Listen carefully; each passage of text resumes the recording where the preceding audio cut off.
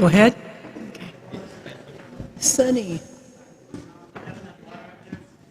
Sunny.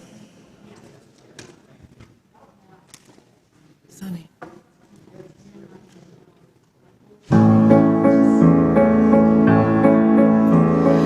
Come sing a song with me. Come sing a song with me. Come sing a song with me, that I might know your mind. And I'll bring you hope when hope is hard to find. And I'll bring a song of love and a rose in the autumn time. Come dream a dream with me. Come dream a dream with me. Come dream a dream with me, that I might know your mind. And I'll bring you hope when hope is hard to find. And I'll bring a song of love and a rose in the autumn time. Come walk in rain with me. Come walk in rain with me. Come walk in rain with me, that I might know your mind. And I'll bring you hope when hope is hard to find. And I'll bring a song of love and a rose in the autumn time. Come share a rose with me. Come share a rose with me. Come share a rose with me, that I might know your mind.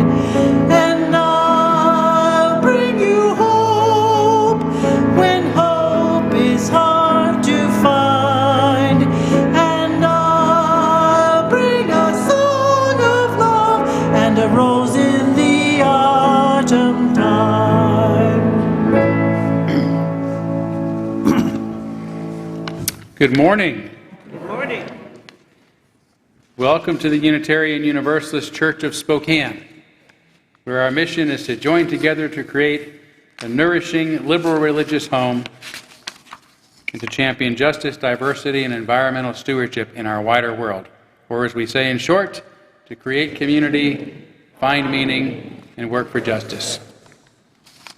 Great to have all of you here. Sorry, I'm getting my paperwork in order here. There. I want to start by thanking Deb, who is again doing double duty today. She's both leading our singing and playing the piano. Unfortunately, Dixie Marshall had a bit of an accident last week requiring surgery on her elbow. And so, she's not able to play for us for at least a while. So Deb is filling in as we try to find a replacement. But thank you so much, Deb. And You're welcome. Deb doesn't get to show off her piano playing skills much anymore, but she certainly has them. Well, I want to begin, as always, by welcoming all that you bring with you to this space, all of your uniqueness, your unique beliefs, your background, your lifestyle, your experiences, all that helps make you who you are is welcome here this morning. And this is so for those who hear us say this each Sunday, as well as those who might be joining us for the first time today. You're equally welcome and equally as appreciated. And of course, it's also so for the many of you that are actually still streaming with us at this bizarre time in world history. So thanks to all of you for being here as well. We're glad to have you this morning. Just a couple of announcements before we greet one another. I think the auction, you can still donate to our auction today. If you haven't done so yet, I want to thank everybody who has donated to our community auction. Fun items that we can bid on to help raise some funds, but also raise a lot of fun. I would say raise hell, but as Universalists, we don't believe in that, so, you know. But anyway, lots of folks have contributed already, and we thank you so much for your generosity. Travelogues, classes, baked goods, vacation getaways, all sorts of things. So we look forward to having those posted about in a few weeks and being able to actually bid. So thank you all so much. We are also in the midst of our volunteer fair, in which we are promoting ways for you to be involved in service to our church community. Maybe try some new things that you haven't tried before, those sort of things. And we are today promoting our pastoral care team. And I'm trying to think who is going to speak on behalf of, is Betty Bratterbow still here? Oh, Ann, you're doing it. Thank you. Because I was looking for Betty to do it, and she's not here. And I was thinking, oh no, what am I going to do? But Ann Donahue, it's so good to have you. You have a lot of experience on the pastoral care team, as well as having chaired the pastoral care team for a number of years. So would you please come forward and help inspire us to join this incredible team? Right now. Right now. I mean, not like right now, but yes, please.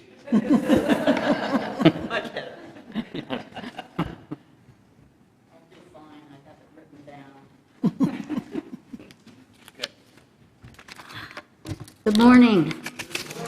My name is Ann Donahue. I became a member of the UUC in 2013 and a member of the pastoral care team in 2016. Today I'm supporting the pastoral care team as part of this year's volunteer fair. As we experience life's ups and downs, we may need someone to talk to, someone to provide a meal or a ride, or someone to be a comforting presence.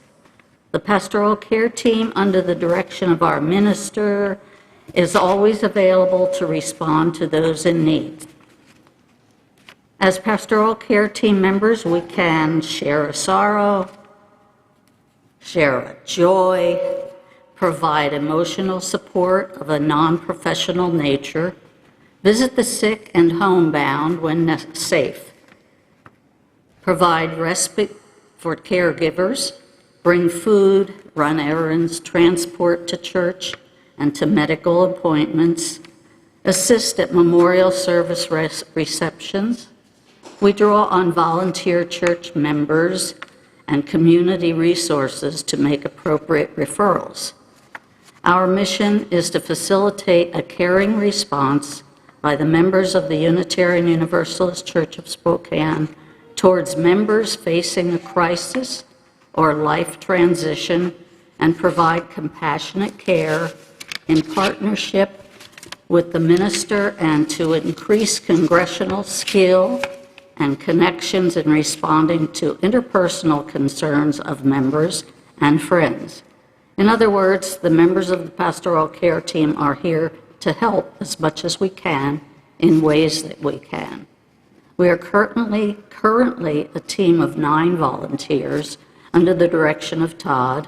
We have a list of members and friends who have volunteered to help with specific projects, from making cookies and serving at memorial services to providing transportation and checking on homebound church members in person or by telephone. We would ask each of you to think of how you might help if needed, and with that, we ask you to please see us at the table in the Friendship Hall after the service today for more information. And check our sign-up lists. These lists have not been updated for a while, so I would ask you check your name or have me check your name to make sure your contact information is correct. Please check on what you are currently signed up for. You might want to make a change, or you might want to make an addition. We will be sending an email to each person on our sign-up list to double-check your interest going forward. Any help is much appreciated. Our team meets once a month, and we have been meeting on Zoom this year. We will meet the first Wednesday of each month at 6 p.m. You can recognize our team members by the purple ribbons on our name tags. Please feel free to contact any one of us when you or someone you know may need a helping hand. And please know their confidentiality is completely respected. Thank you so much for your time and attention. We look forward to seeing you in the Friendship Hall. Thank you.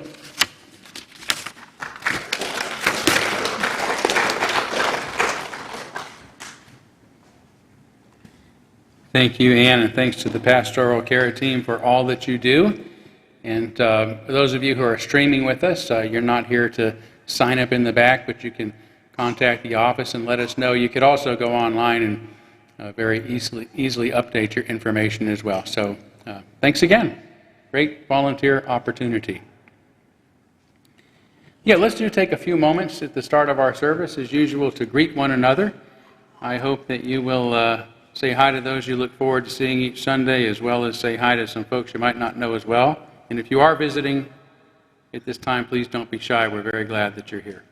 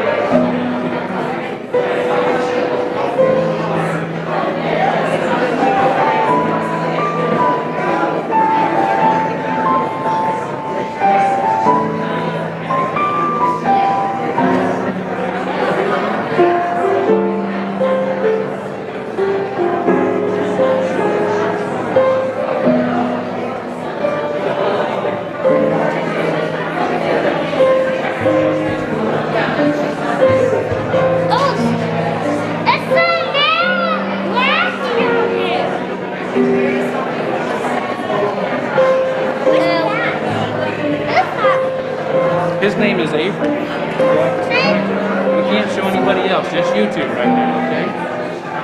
Hi, how are you? It's nice to meet you, though. Yeah, I like your nails. I like your glasses. Thank you, I like your glasses. I like your glasses. Yes, you don't have glasses, but you have a nose. Yeah.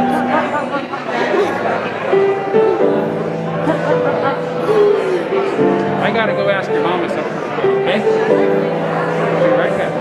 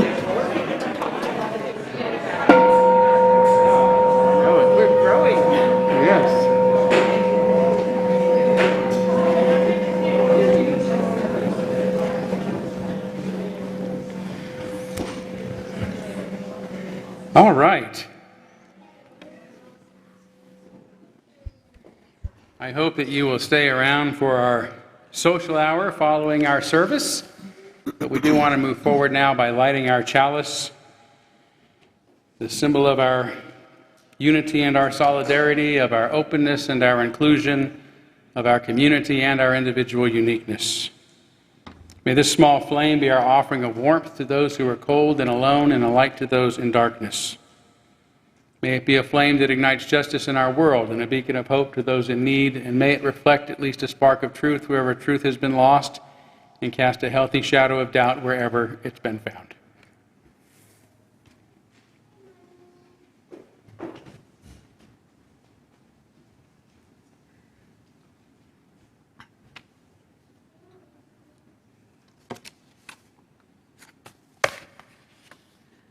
The opening reflection today, it comes from the excerpt from How Do You Be by Phyllis de Coldeye, reflecting on the impacts of Oliver Sacks. How are you? Back before the pandemic, when you and I would greet other people by asking this question, we really didn't expect or desire a real answer. If we got one, it had better be brief and not too grim or involved. We weren't up for long-winded or dreary responses. That's not how the game was played. The pandemic may have altered our customary, "How are you?" just a bit. It might have made them less superficial and more sincere. As we begin to navigate the waters of post-pandemic life, some of us sooner than others, I wonder, would it be possible for us to move forward more in the spirit of Oliver Sacks? Can we ask each other with empathy and curiosity, how are you? How do you be in the world? Can we invest our attention in their replies? If enough of us did that, this planet might tilt a significant degree on its kindness axis. Megatons of compassion and understanding might pump into the atmosphere, causing a wondrous kind of global warming, climate change we can all thrive in. This question can be, as Oliver Sacks demonstrated, the doorway into radical healing. How are you, my friend? How do you be in the world today?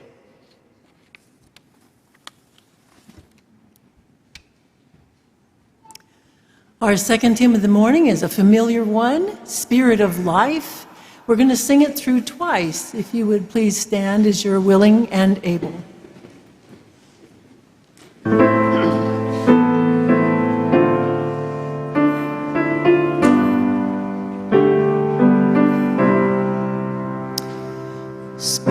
Spirit of life, come unto me.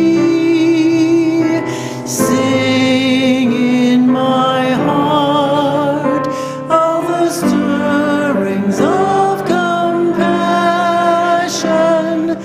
Blow in the wind, rise in the sea, move in the hand, giving life the shape of justice. Roots hold me close, wings set me free. Spirit of life, come to me, come to me.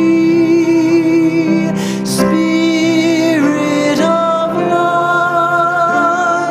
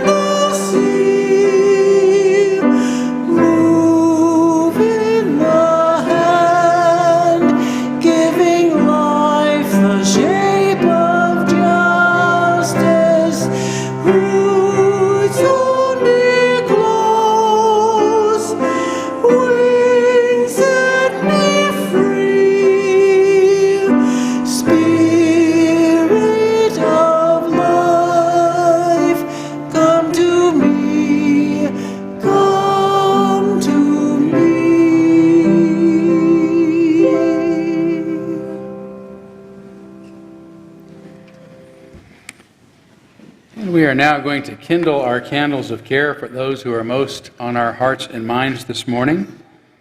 And we begin today with a candle for Lynn Janician, our board president. Lynn's mother passed away this morning at 3 a.m. Lynn is doing well and was here for our first service. She does ask that we also kindle a candle in honor of her mother, as well as a candle expressing her gratitude for Hospice of Spokane, which has provided Lynn and her mother such wonderful care during the past few weeks. And a candle, Lynn says, for all in our church congregation who, she says, show up like magic when we need each other. Including, she mentioned Linda Clark by name, who helped find an adult family home, who treated her mom like a princess since she was there in July. And also want to kindle a candle for Dixie Marshall, who of course is recovering from that incident and surgery at this time. So let's take a moment of silence on behalf of others, and you'd be welcome to name them out loud if you prefer.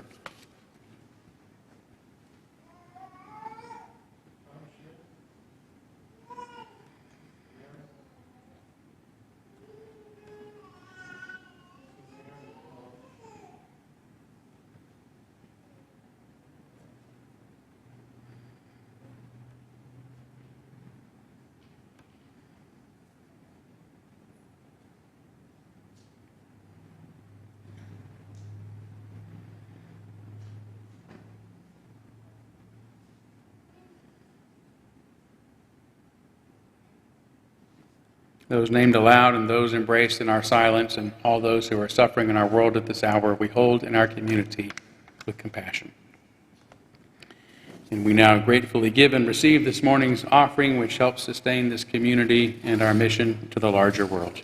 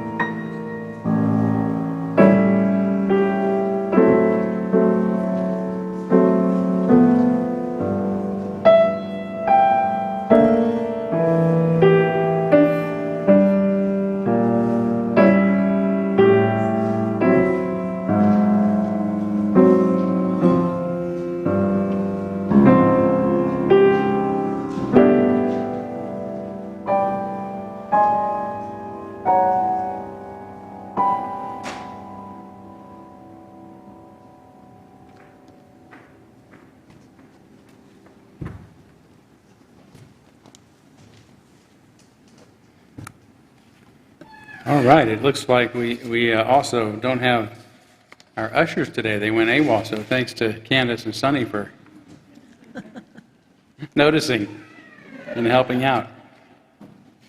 Well, we are going to now have our story for all ages, and I invite anybody who wants to come up to be closer to do so. Right in here is a good spot where you can see. Yeah.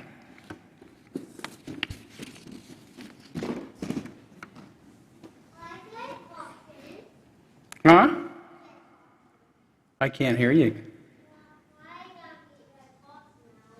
Oh, am I going to get my puppet now? Yes, I am.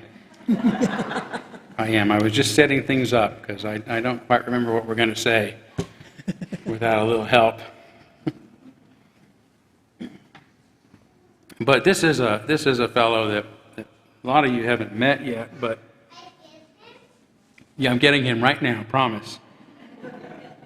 So this is a fellow a lot of you haven't met yet, but fairly new. He just arrived a couple weeks ago. So this is my friend Avery Mann. So, hi there. Hi, everyone. Well, you know, Avery, I thought it would be he's going to talk a lot, I promise you. So why don't you start by telling us a little bit about yourself? Well, what would you like to know? Well, we'd like to know, what brought you to Spokane? Amazon. I'm taking it you're not here to work for Amazon. No, Amazon actually dropped me here. Okay. Well, in that case, what kind of work do you do? Well, I'm almost between jobs right now. Did you say almost between jobs? How does that work? Well, my boss tells me that if I fail to sell another used car, I'm fired. Oh, boy. Well, yes, he does have glasses. And he uses those glasses, apparently, to sell used cars, do you? Yes. Would you like to buy a used car? Oh, no, thank you. I've already got a car. Okay, I'm officially between jobs. All right. Well, did you really like selling used cars?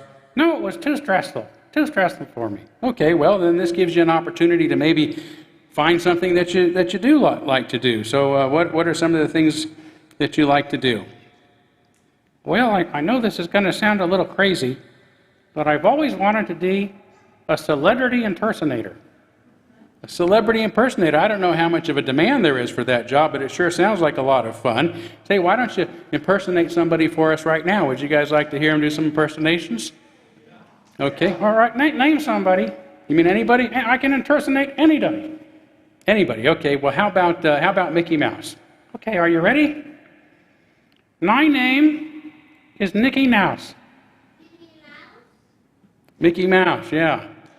He said his name is Mickey Mouse. I'm not really convinced. Maybe you should try somebody else. Okay. Who would you suggest? Well, how about President Joe Biden? Oh, I love President Joe Biden. Yes. Okay. Are you ready? I'm ready. Okay. I am President Joe Biden. What do you think?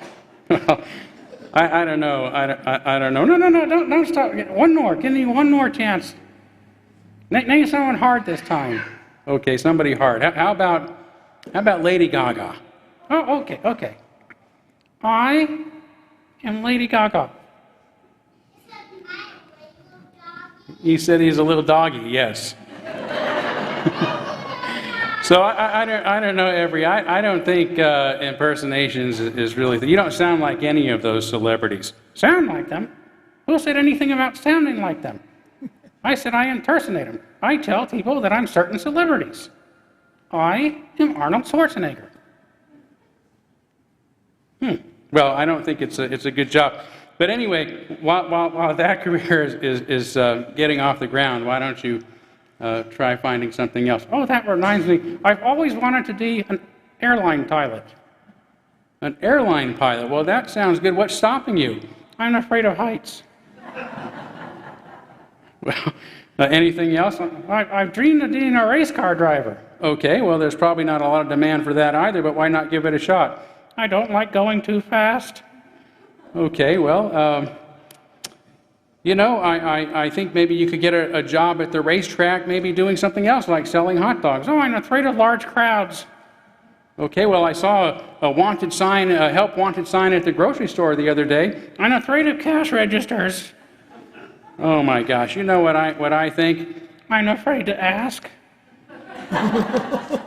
Well, I think that you are letting your fear of change hold you back. And you end up getting stuck with jobs that you don't want instead of discovering the things that you enjoy. I'm afraid you're right. Yeah, well, it's okay to be afraid a little bit, guys, especially of trying new things, but we have to be brave if we're going to learn new skills and find out what we're really good at and what we enjoy. I guess you are right. This week, I'm going to think about what I really want to do with my life and take positive steps in that direction. Well, I'm glad to hear you say that. And you know what? All of us are going to be cheering you on, and we just can't wait to see what you're going to become. Thank you. You sure you don't want to buy a used car? I'm positive. Thank you, Avery. We'll see you next time. Bye-bye. You want to give him a hug? Sure.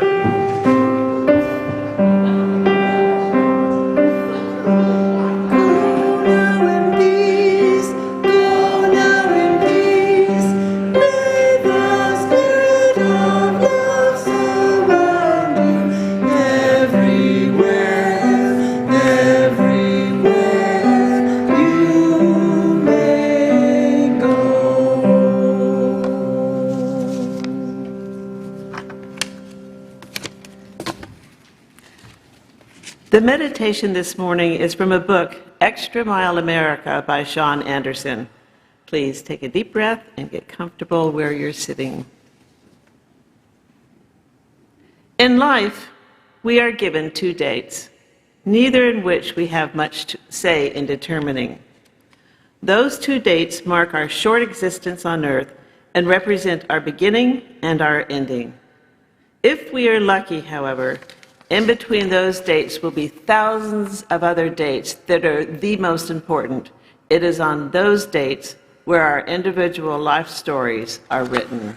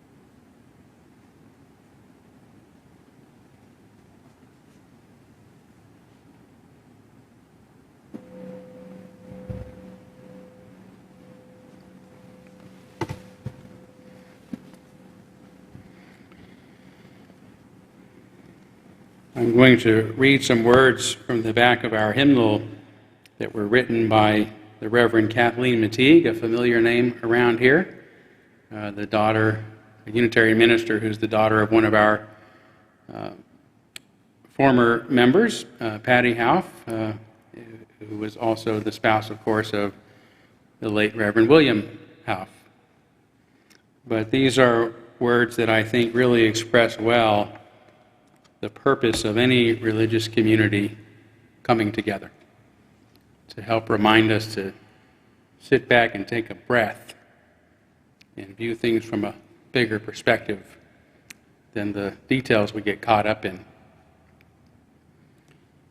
We come together this morning to remind one another to rest for a moment on the forming edge of our lives, to resist the headlong tumble into the next moment, until we claim for ourselves awareness and gratitude, taking the time to look into one another's faces and see their communion, the reflection of our own eyes. This house of laughter and silence, memory and hope, is hallowed by our presence together.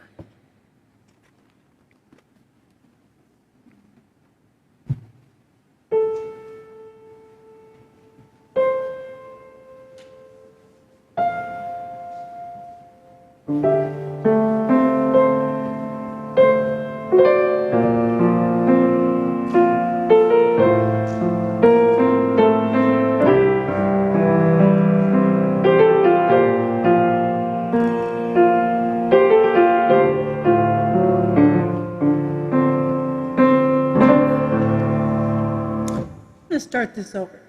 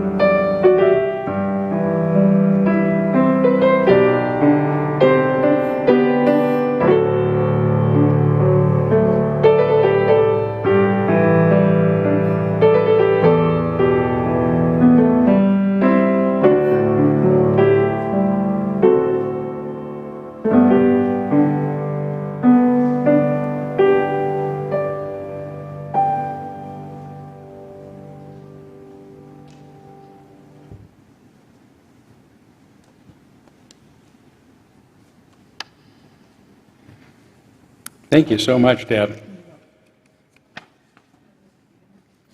It was beautiful. Yes. We're not going to make you fill in forever, but we appreciate it when you do. So, I started off in the wrong key. oh, you started off in the wrong Yeah, key. that's why I Okay. have to start over again. I didn't know. I like that key, but they both sounded beautiful.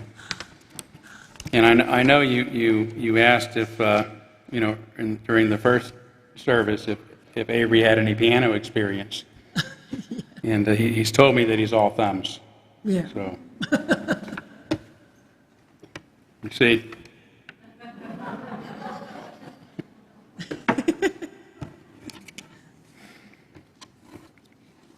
I'm kidding. He's afraid of pianos.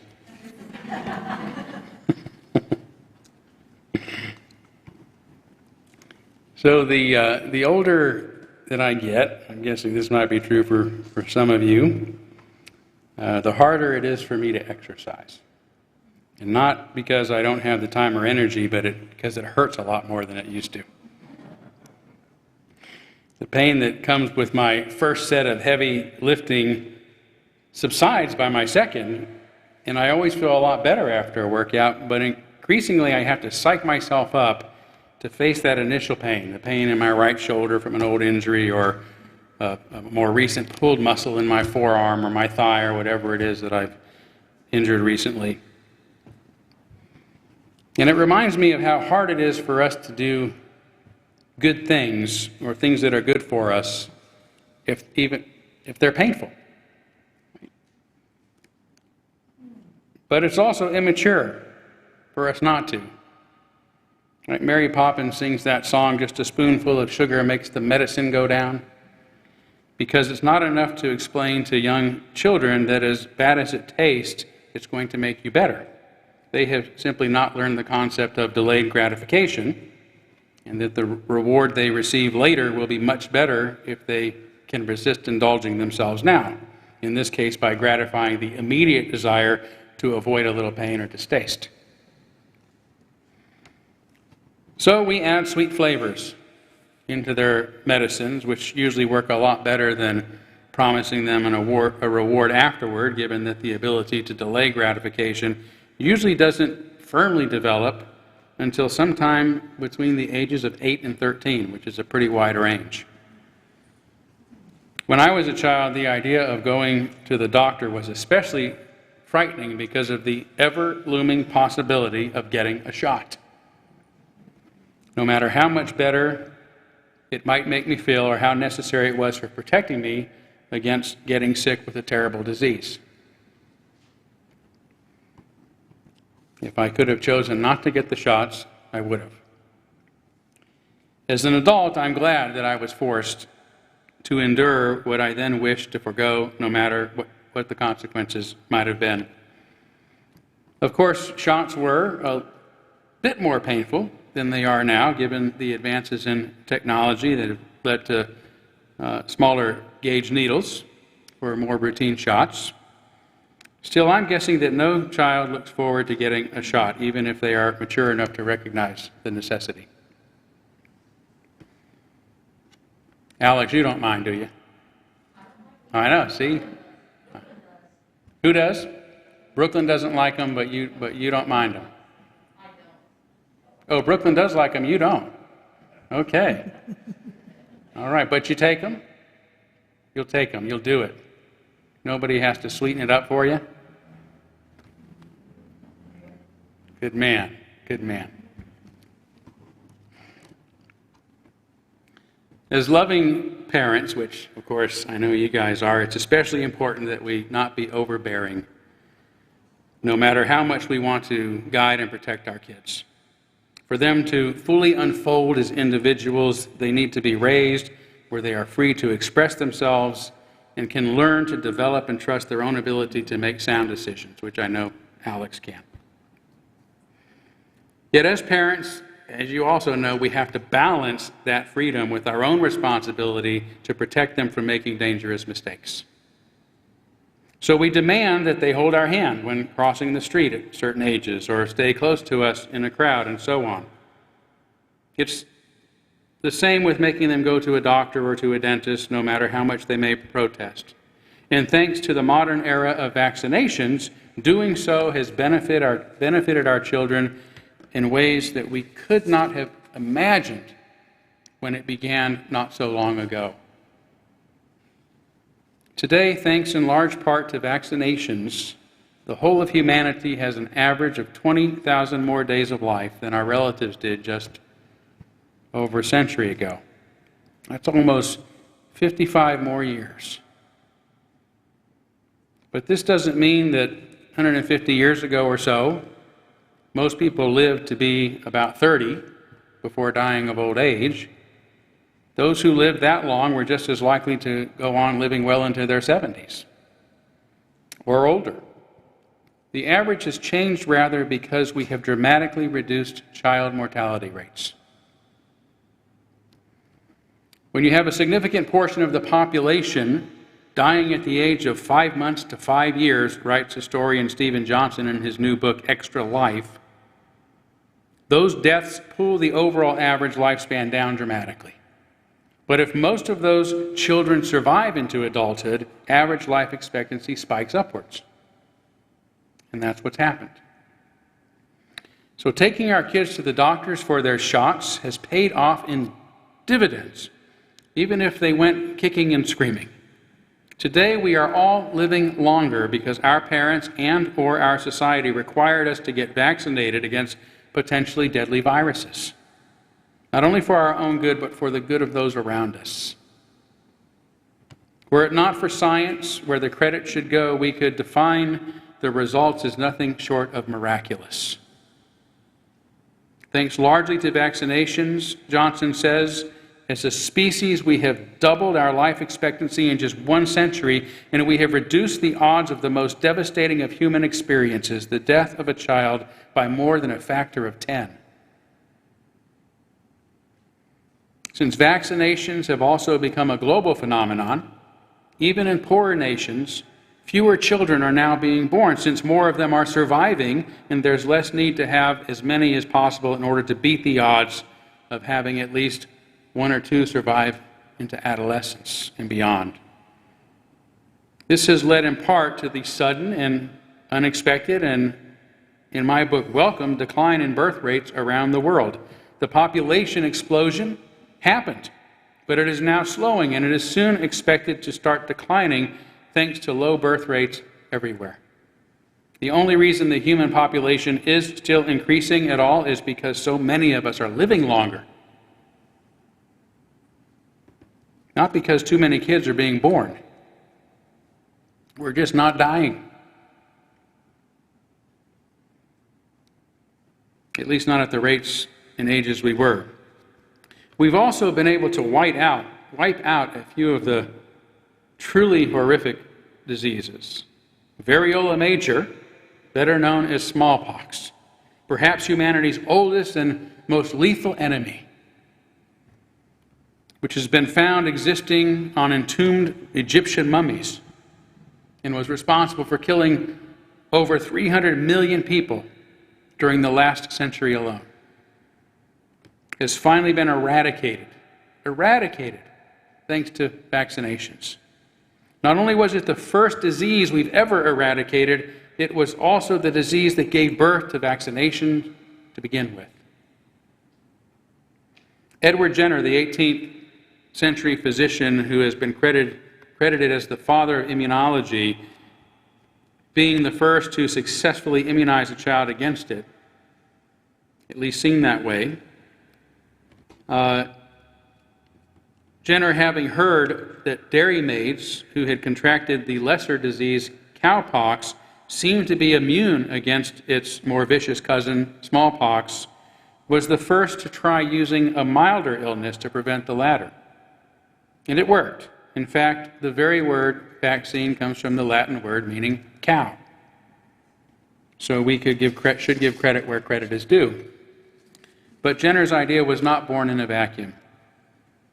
More than 100 years earlier, British aristocrat Lady Mary Montagu contracted smallpox when she was only 25. Although she miraculously survived both the illness and the primitive attempts to cure her by the royal physicians, pretty horrific practices back then, this once beautiful woman was left terribly scarred by the pox. And soon after recovering, she moved from England to Constantinople to be with her husband, who was ambassador to the Ottoman Empire, where she immersed herself in the culture, including she began wearing Turkish kaftans to help hide her scars. More importantly, during her 2 years there, Montagu also discovered the practice of variolation for treating smallpox. This involved using small amounts of matter taken from smallpox patients and inserting it into superficial scratches placed in the skin by those being inoculated. It worked so well that Montagu used the procedure on her own child, her own son, because she did not wish him to experience what she had. And he was considered Britain's first citizen ever to be immunized against the disease. Because of Montagu's social status, or social stature really, others respected and followed her example, which saved a lot of lives, although the procedure remained risky. It's estimated that 2% of those who underwent variolation contracted smallpox and died of it, and many who recovered from the procedure were permanently disfigured from the scars the disease caused. But Montagu had seen enough variola major to recognize that those dark possibilities were lesser threats than leaving your child vulnerable to smallpox in the wild, Johnson writes. In a world where more than 1 in 4 children died before the age of 10, many of them killed by smallpox, the 2% chance of death by inoculation was in fact a risk worth taking. He goes on to explain that the procedure remained controversial in British society throughout the 18th century, but its adoption by society's elites had widespread influence, and by the middle of the 1700s, life expectancy was already on the rise because of it. As a whole generation of British peers survived their childhoods thanks to their increased levels of immunity to variola major, smallpox. This brings us back to Jenner, who, speculating that a lesser case of cowpox could immunize one against smallpox, tested his hypothesis, scraping some pus from the cowpox blisters of a milkmaid and inserting the material into the arms of an 8-year-old boy. The boy developed a light fever, but soon proved to be immune to smallpox. Jenner was still using variolation because the first hypodermic needle would not be invented for another 47 years. His innovative idea of inoculating patients with a weaker version of the disease was groundbreaking and gave us the first vaccine that truly transformed our world. But we also have to thank the observant and courageous Mary Montagu for bringing the knowledge to the Western world, along with thanking the Turks, who probably got the idea from China and India and other countries that were also practicing this procedure, all of which deserve our thanks. Indeed, were it not for Montagu, it is likely the idea would never have even crossed Jenner's mind. Why? Because as a child, Jenner himself underwent variolation against smallpox. And as soon as he became a doctor, he began practicing it on his patients. As a scientist and a doctor, Jenner had inherited a long-established principle that injecting smallpox-infected material subcutaneously could produce immunity, Johnson writes. Without a lifelong familiarity with variolation, it is unlikely that Jenner would have hit upon the idea of injecting pus from a lesser virulent but related disease. Only 4 years after Jenner's experiments with cowpox proved successful, only 4 years, a Harvard medical professor, Benjamin Waterhouse, successfully repeated it by inoculating several members of his own family. Seeking a bigger audience to spread this tremendously good news, Waterhouse wrote to a respected amateur scientist in Virginia, explaining that he needed his help eradicating smallpox. Needed his help eradicating smallpox. You can imagine. The Virginian wanted to oblige, but the vaccine samples Waterhouse mailed to him simply would not survive the trip. After 3 failed attempts, the amateur scientist invented a new technique for transporting it by placing it in a smaller vial, then placed in a larger vial with water, and then capped with a cork to keep out the air and keep the material cooler during transportation, and it worked. The Virginian was able to successfully inoculate 200 people, most of whom were among his own friends and family. That Virginian, by the way, was moonlighting as a scientist. His real job was serving as the 3rd president of the United States, Thomas Jefferson. A decade or so after Jefferson's pioneering experiments in 1813, Johnson says, Congress passed the Vaccine Act with the aim to furnish genuine vaccine matter to any citizen of the United States. In England, the Vaccination Act of 1853 required that all children under age 3 be administered a smallpox vaccine, and Germany made vaccination compulsory in 1874. And so, the age of vaccination was in full swing only a few decades after it was born. Perhaps as significant as the first is the last person to have been inoculated against smallpox. Rahima Banu Begum, a 3-year-old girl from Bangladesh who contracted the illness in October of 1975.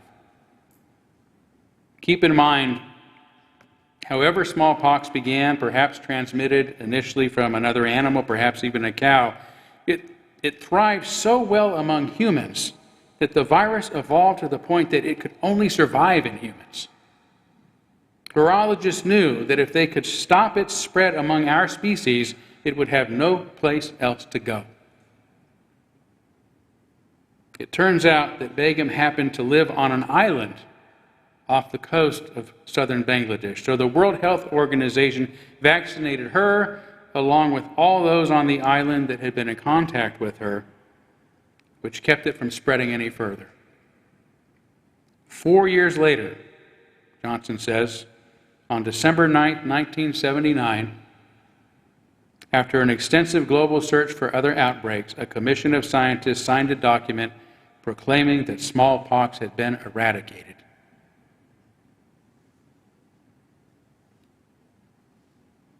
I mean, that's a mouthful. Humanity's deadliest disease, estimated to have killed, again, 300 million people during the 20th century alone, was completely eradicated just 79 years in to that century, thanks to vaccinations. And consider all the other many diseases that have been eliminated or rendered almost harmless because of vaccinations. Diphtheria, measles, meningitis, HPV, mumps, hepatitis A and B, rubella, whooping cough, chickenpox, tetanus, and so on.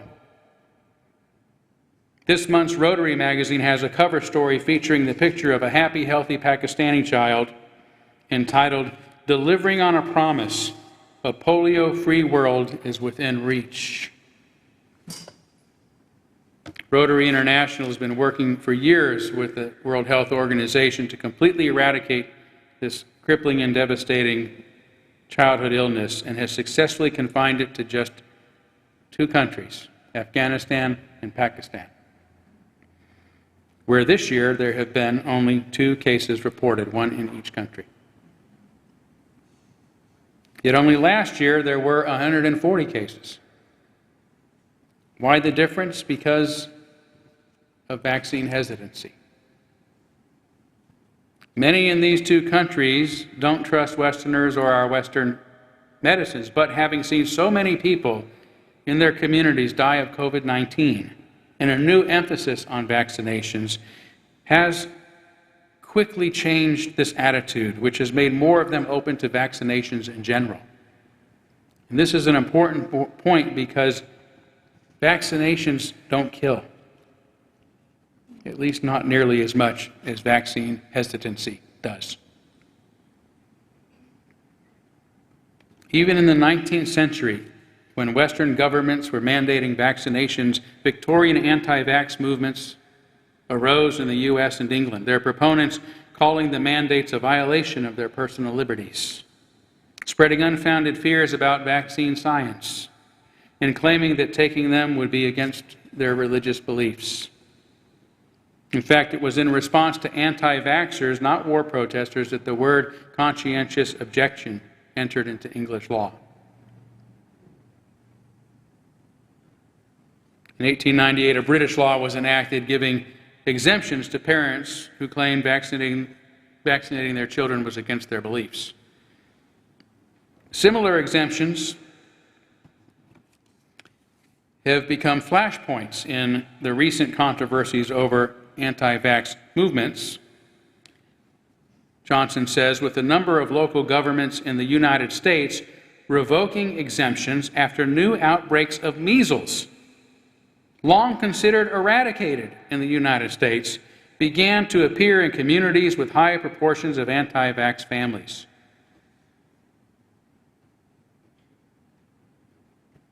We should also keep in mind, as Johnson again points out, the Victorian protesters had only the smallpox vaccine to consider and limited statistical tools at their disposal to gauge its efficiency. They had no sound reason to trust the science, not back then, but today, as he puts it, the modern anti-vaxxer has a far more impressive track record to willfully ignore. But in terms of the ranges of diseases that vaccines now combat, diphtheria, typhoid, polio, and so on, but also the empirical evidence of the life-saving properties of these interventions.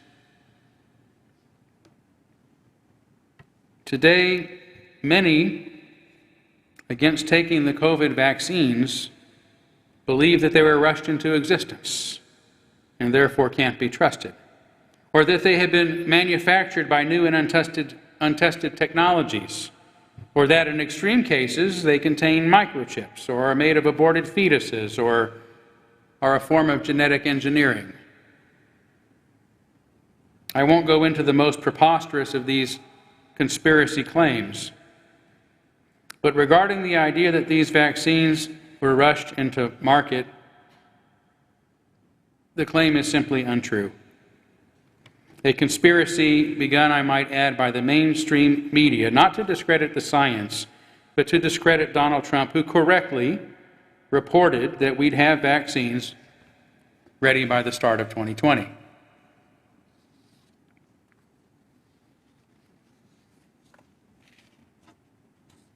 I didn't agree with him on most things, but I agreed with him on that because I was following the science.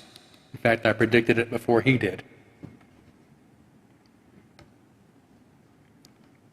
We are fortunate that recent advances in science have made it possible for us to develop effective vaccines at breakneck speeds.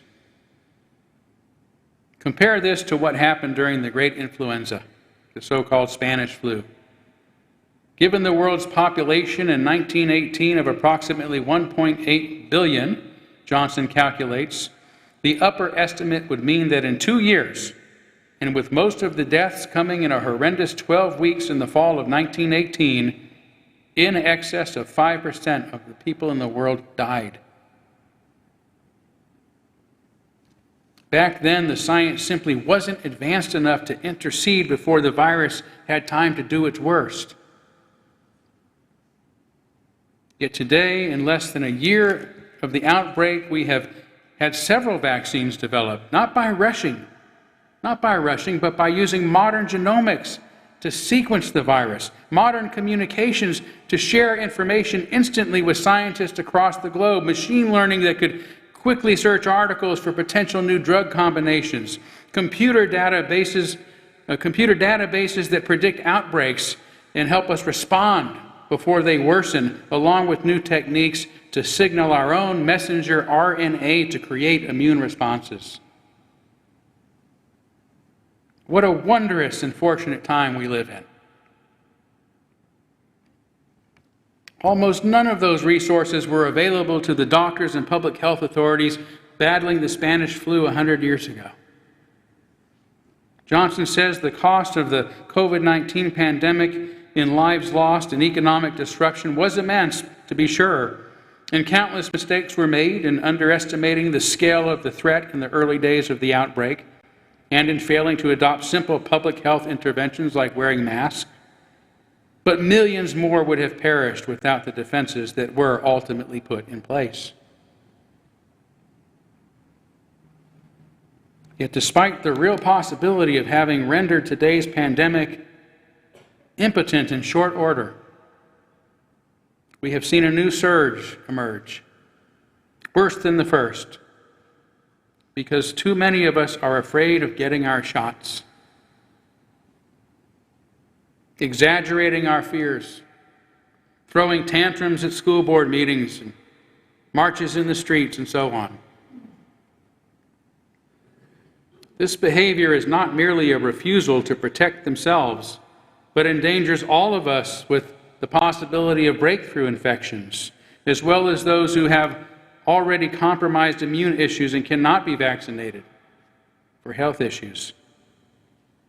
It is responsible for overburdening our hospitals and medical workers who must now turn away those with other life-threatening ailments in order to care for unvaccinated patients with COVID-19. And it is further preventing our weakened economy from recovering as quickly as it otherwise could.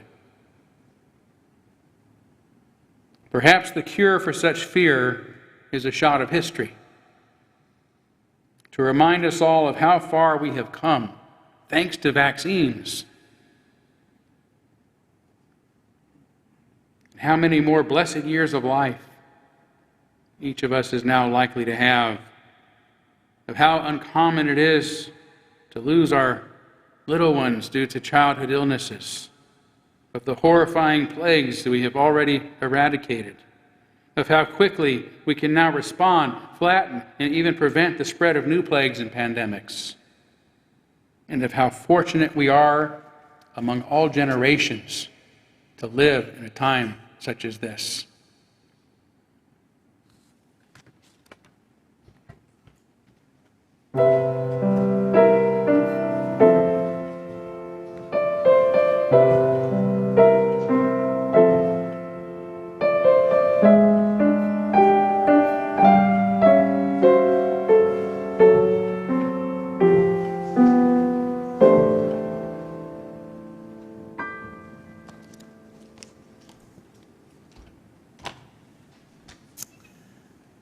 Our closing hymn is number 331, Life is the Greatest Gift of All. And it's not one that we have used a lot lately, so I'm going to play the melody through, and we'll sing 2 verses of it. Please stand as you're willing and able.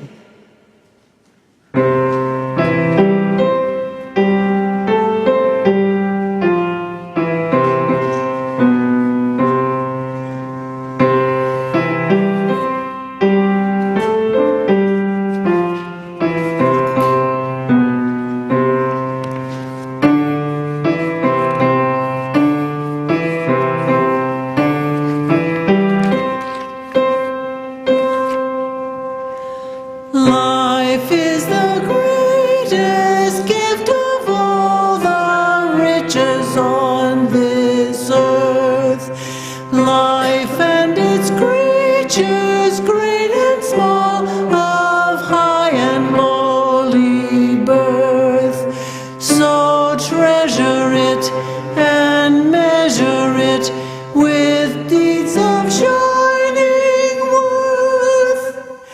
Mind is the brightest gift of all.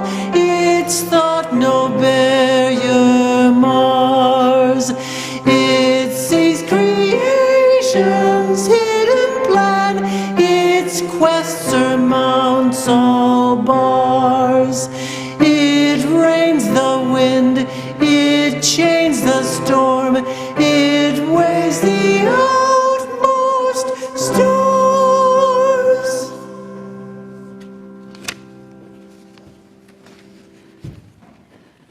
The closing words for today's service comes from Deepak Chopra.